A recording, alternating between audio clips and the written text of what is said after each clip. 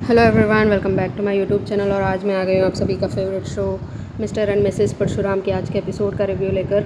तो आज के एपिसोड की शुरुआत में हम देखते हैं कि शालिनी ऊपर जाती है और वो बेल्ट लेकर आती है और वो भूमिका को देती है कि मारो उसको जिसने तुम्हारी मतलब जान लेने की कोशिश की, और कोई और नहीं है, वो तुम्हारा पति है, उसको मारो। तो वो कहती है कि वो सहमी सहमी सी खड़ी रहती है कि वो क्या करे।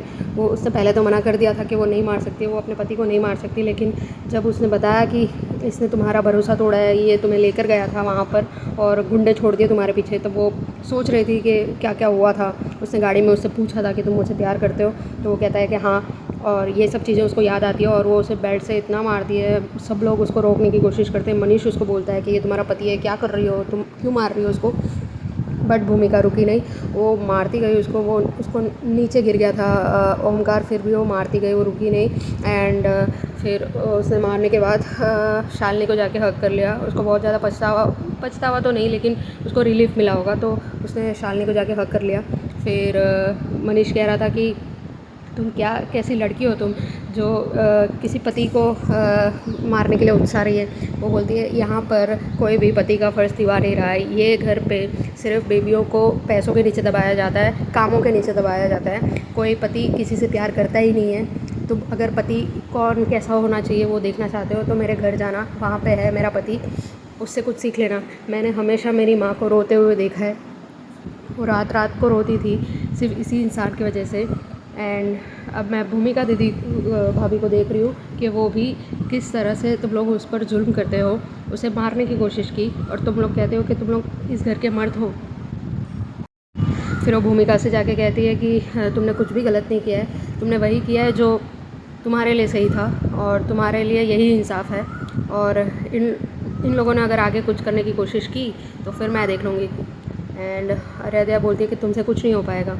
वो कहती है कि क्या कुछ नहीं हो पाएगा, अब तो देखती हूँ मैं। एंड फिर मल्हार से कहती है कि तुम जिसके साथ बिज़नेस करते हो करण कुलकर्णी, उसके ऊपर 17 केसेस है, और अब उसने गलत पंगा ले लिया है। अब उसको समझ में आएगा कि किसके साथ क्या करना चाहिए करके। तब कबीर और आराध्या कहते हैं कि तुमसे कुछ भी नहीं हो पाएगा, तुम सिर्फ एक औरत हो। वो कहती है कि औरत को इतना भी ज़्यादा कमज़ोर मत समझो कि वो कुछ कर दे और तुम्हें उस चीज़ का पता भी ना चले। एंड फिर वो भूमिका को लेके वहाँ से निकल जाती है। फिर शिव होता है, वो उसके लिए चाय बना कर लेके आता है भूमिका के लिए, और वो कहता है कि तुम्हारे घर के यहाँ पे जो महंगी चाय पत्ती होती है उसकी तरह तो नहीं है, लेकिन मैं वादा करता हूँ कि मैंने बहुत अच्छी चाय बनाई है। तो फिर वो पी के देखती है और वो बोलती है कि वाकई में यह चाय अच्छी है, मेरे से ज़्यादा चाय अच्छी बनाई है आपने। तो फिर चिंटू और पीयू कहते हैं कि आप पापा के हाथ का पनीर खाना और भी ज़्यादा मज़ा आएगा। तो वो कहता है कि ठीक है, आप चाय पीजिए और मैं तुम्हारे लिए छोले पूरी लेके आ जाता हूँ, छोले पूरी बना देता हूँ। तो फिर पीयू आके कहती है कि आलू परोठा भी बना दो।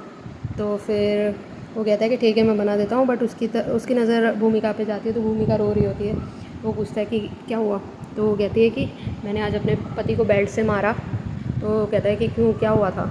तो वो कहती है कि उसने मुझे मरवाने की कोशिश की थी, उसने गुंडे भेजे थे मेरे पीछे। तो शिव बोलता है कि एग्जैक्टली बताओ क्या हुआ, मतलब क्या कैसे बचे वहाँ से। तो वो कहती है कि वो मुझे बाहर घुमाने लेके जा रहे थे, ऐसे बोल के वो मुझे गाड़ी में लेकर गए।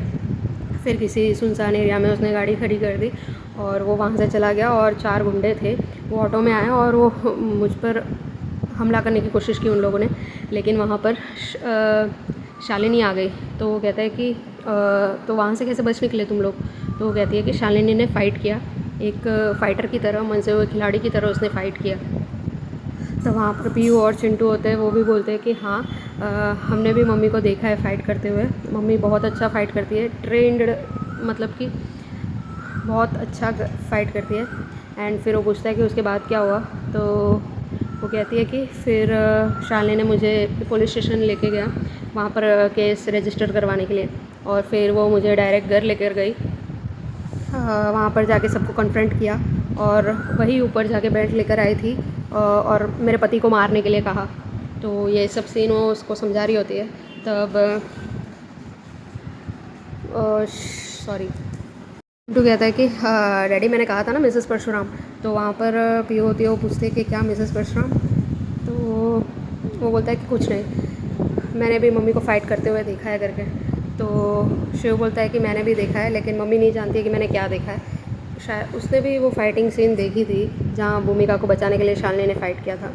तब तक हम देखते हैं कि शालिनी आती है और वो भूमिका से कहती है कि मैं आपके लिए कुछ कपड़े लेकर आई हूँ, सोप और शैम्पू भी लेके आई हूँ।